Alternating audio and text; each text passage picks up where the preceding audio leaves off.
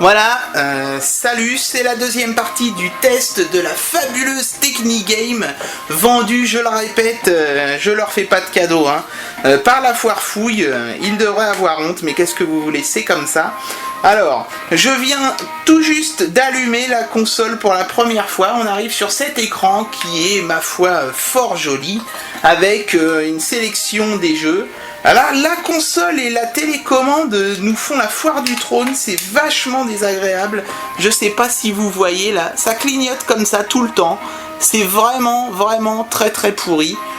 Par contre, force est de reconnaître que ça marche plutôt pas mal, même avec de l'infrarouge, même sans pointer particulièrement en direction de la console, j'arrive à me déplacer dans le menu. Alors en fait, il faut tenir la console, la manette horizontalement, parce que sinon ça marche pas. La console ne repère déjà pas, ça commence bien, le fait qu'on tienne la manette horizontalement ou verticalement. Donc on va prendre un jeu au hasard, Allez, on va prendre un jeu de bagnole. C'est parti, on n'a peur de rien. J'appuie sur Start et on va voir ce que ça donne. Donc là, ce sont des jeux qui ne détectent pas les mouvements. Voilà, je crois que je vous laisse profiter du super son.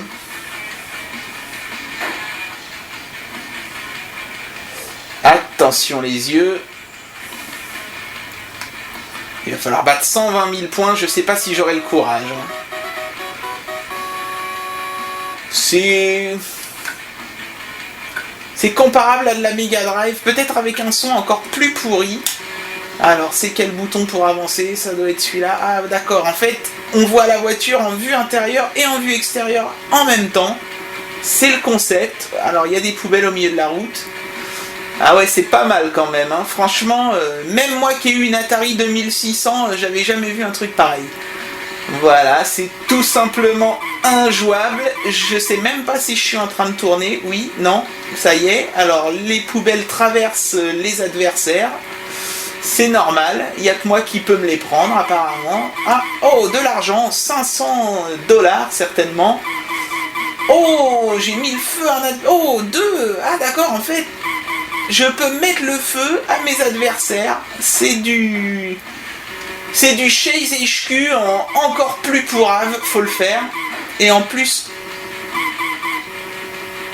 Alors là, il n'y a même plus la carrosserie, mais elle roule encore. Oui, non. Allez, on va essayer de se la faire, celle-là, quand même. Voilà, ça y est. Oh, j'ai perdu 1000 $, c'est dégueulasse. C'est pas moi qui suis mort, c'est l'autre. Ah, voilà, j'en récupère 500, tout va bien. Je pourrai payer mes dettes ce mois-ci. Bon, manifestement, c'est pas terrible. Je sais pas comment on peut quitter le jeu en cours. Certainement qu'il faut faire...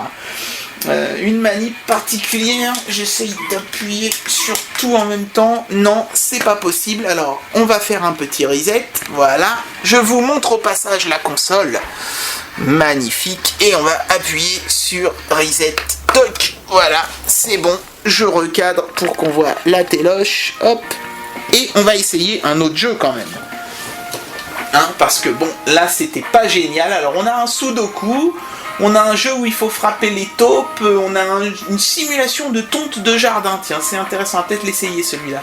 On a un Snake, donc ceux qui ont un téléphone mobile savent ce que c'est, un Sokoban, ce formidable jeu de voiture qu'on vient d'essayer, un casse-brique, tiens on va l'essayer aussi, une espèce de jeu d'avion tout pourrave, un simulateur d'aquarium, un simulateur de tir, un jeu de moto, un jeu de pulse, une espèce de jeu de voiture vue du dessus. Allez, on va se faire plaisir, on va faire la simulation de tonte de jardin. C'est vrai que c'est tellement plaisant dans la vraie vie. Alors vous voyez, la qualité de l'écran titre. Oh, je vais jouer tout seul, je vais pas punir ma femme, la pauvre. Alors, qu'est-ce qu'il faut faire dans ce formidable jeu? Ah voilà, donc en fait c'est ça, on tonte le jardin, voilà, c'est super. Vroom. Et qu'est-ce qui se passe si je tonds la grosse fleur rose? Non. Oh no. Ah oui, oh no, me dit le monsieur. Voilà, alors je ne vois pas bien l'intérêt de ce jeu. Oh, un nuage, on va essayer de se le prendre. Ah, non, ça fait rien, c'est juste pour le fun. Ah, il y a même des... Alors, les graphismes sont vraiment magnifiques. Regardez, je sais pas si vous voyez les papillons. Je sais pas si on peut se les faire, on va voir. Alors on peut même tondre le parasol, ça c'est quand même incroyable. Je sais pas quel est le modèle de sa tondeuse, mais ah, ça y est, j'ai perdu. Je ne sais pas pourquoi. J'ai dû tondre trop de parasols. Voilà, donc encore une fois, on va aller faire un reset parce que on peut pas faire autrement pour revenir au menu titre. Et on va faire le petit casse-brique et je crois qu'on va s'arrêter là pour cette cartouche. Allez, on va voir si c'est moins minable les jeux simples. Alors celui-ci est atrocement flou, je sais pas pourquoi, c'est pas grave. Allez, on va mettre un joueur. Vas-y, c'est parti. Ah, c'est plutôt fluide. Voilà. Super bruitage. Je sais pas s'il y a des options qui tombent, non, apparemment. Ah, si. Oh, qu'est-ce que c'est ça? Oh là là. Lance-missile ultra rapide. Alors, le bouton B, vous pouvez pas le voir à l'écran, mais il répond super mal. Alors, en plus, c'est jamais 2 fois de suite le même bouton selon les options. Oh, j'ai raté les dollars. Franchement, ah, j'ai traversé une brique, magnifique. C'est bien, on sent qu'il y a vraiment eu un effort pour éliminer les bugs du jeu. Oh, c'était du multi-ball, tant pis, je l'ai loupé. Bon voilà, enfin voilà, hein, je crois qu'on peut s'épargner. Alors, au passage, notez que la foire du trône continue sur les 2 télécommandes. Hein. Ce serait pas marrant si c'était sur une seule, évidemment.